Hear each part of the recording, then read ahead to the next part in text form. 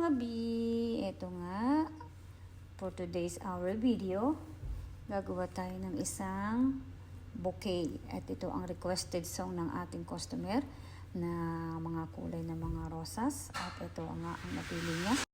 Ito nga ay aking nang inaayos at kanyang dadaanan dito anytime nang sabi niya pag natapos daw ako na gumawa ng kanyang requested bouquet ay picturean ko nga daw at isend ko nga raw sa kanyang WhatsApp para at least malaman niyo yung final na destination na kanyang bouquet, yung final arrangement baga, yung finished product ng ating bouquet. Kaya heto nga't minamadali ko kasi nga sa araw na ito medyo busy at marami mga order online, kaya ito ginagawa ko na binibilisan ko na nga. Ito nga, ang gusto niya ay basic pink, light pink at off-white, kaya ito lang available sa amin, pero nagustuhan naman niya at lagyan ko nga doon ng red. Ayan, nilagyan ko na nga siya dyan at nilagyan ko na rin siya ng carnation na light pink para magkaroon din ng buhay kahit paano yung ating simple bouquet. Yan, ginagawa ko na nga siya. Ako na nga rin namili ng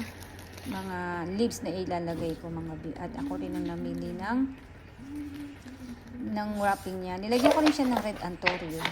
Yun din ang gusto niya, request niya rin. Lagyan din daw natin special flowers anthurium red.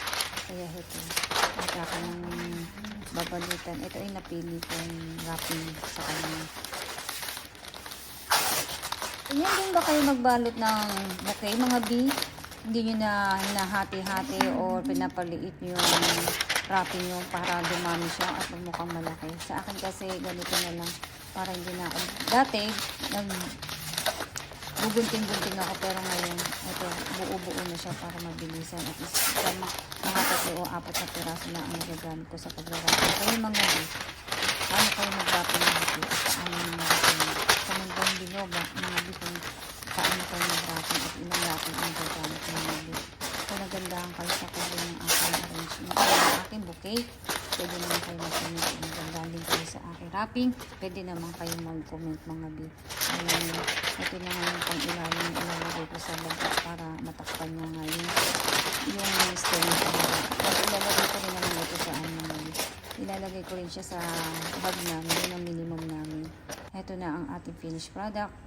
Sana inyong magustuhan. Kung nagustuhan nyo, isang heart naman dyan at share naman. I-like nyo na rin mga B at subscribe na rin kayo. Salamat. God bless.